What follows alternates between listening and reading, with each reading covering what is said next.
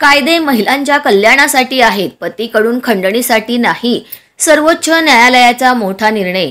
Supreme कोर्टाने गुरुवारी एका प्रकरणावर सुनावणी करताना घटस्फोटानंतर पतीकडून मिळणाऱ्या भरणपोषणावर भाष्य केलं. सुप्रीम कोर्टाने याबाबत आता महत्त्वपूर्ण टिप्पणी केली आहे. लग्न हा व्यावसायिक करार नाही आणि कायद्यातील तरतुदी महिलांच्या कल्याणासाठी आहेत आणि त्यांच्या पतीला शिक्षा करण्यासाठी नाहीत, असं सुप्रीम कोर्टानं म्हटलं. कायद्यातील कठोर तरतुदी महिलांच्या कल्याणासाठी आहेत आणि पतीला शिक्षा, धमकावणे, वर्चस्व किंवा पिळवणूक करणे यासाठी नाही, असंही कोर्टाने म्हटलं.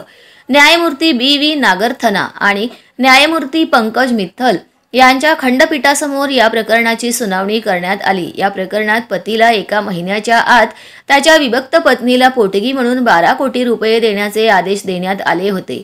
दोघांमधील नाते पूर्णपणे तुटल्याचे खंडपीठाने म्हटले आहे. त्यामुळे लग्न मोडण्याचे आदेश दिले. यावेळी वैवाहिक प्रकरणांमध्ये दुसऱ्या पक्षाच्या आर्थिक स्थिती इतकीच देखभाल करण्याची मागणी करण्याच्या प्रवृत्तीबद्दल कोर्टाने चिंता व्यक्त केली आहे. हिंदू विवाह ही एक पवित्र प्रथा आहे जी कुटुंबाचा पाया आहे. व्यावसायिक करार नसल्याचेही कोर्टानं म्हटलं. वैवाहिक विवादांशी संबंधित बहुतेक तक्रारींमध्ये बलात्कार, गुन्हेगारी, धमकी आणि विवाहित महिलेला क्रूरतेच्या अधीन करणे यासह भारतीय दंड संहितेच्या विविध कलमांचा वापर केल्याबद्दल सुप्रीम कोर्टाने फटकारले आहे.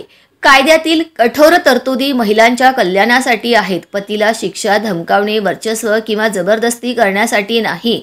हिंदू विवाह ही एक पवित्र संस्था मानली जाते, कुटुंबाचा पाया आहे आणि व्यावसायिक करार नाही.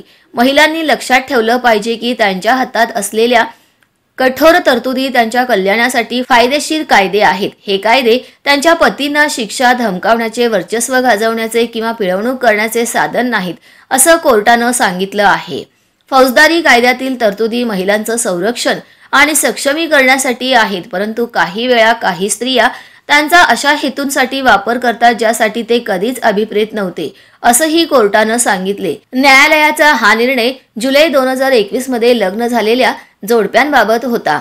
त्यामध्ये अमेरिकेत IT सल्लागार म्हणून काम करणाऱ्या पतीने लग्न मोडल्याचे कारण देत घटस्फोटाची मागणी केली होती.